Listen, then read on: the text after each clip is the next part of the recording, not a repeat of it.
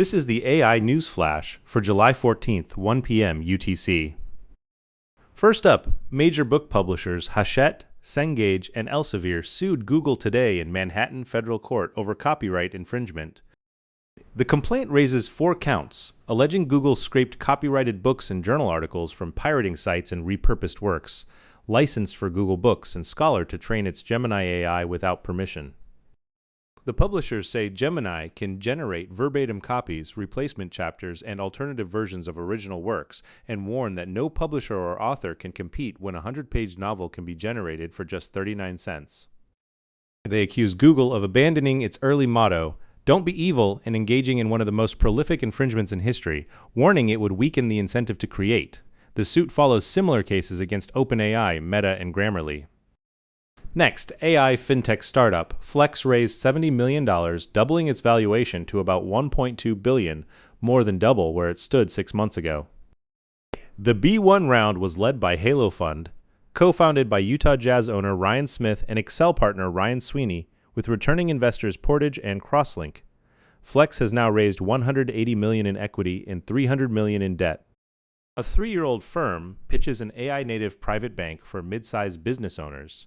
CEO Zaid Rahman calls his targets jumbo shrimps, companies earning tens to hundreds of millions in revenue that big fintechs overlook, and regional banks mostly serve. Flex will use the funds to expand globally and more than double its headcount to over 200 by year-end.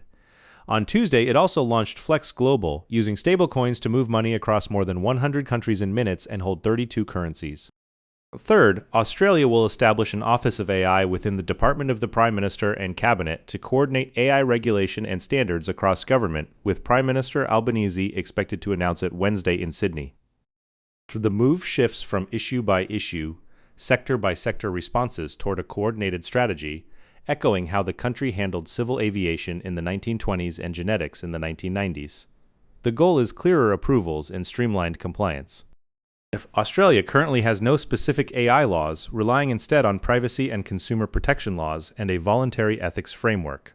Officials must balance attracting investment against effective regulation. The backdrop includes concerns over job losses, higher energy costs, heavy water use from data center expansion, and intellectual property infringement, driving the push for a framework that supports AI while managing the risks.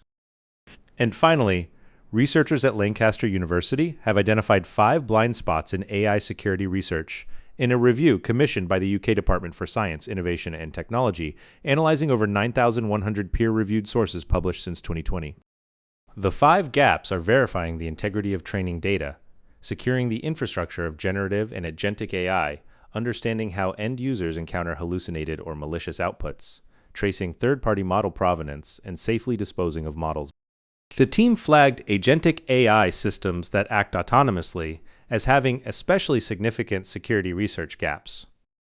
They conclude that the cybersecurity of AI goes beyond the models themselves, and that far more research is needed to understand and secure these systems across their entire life cycle.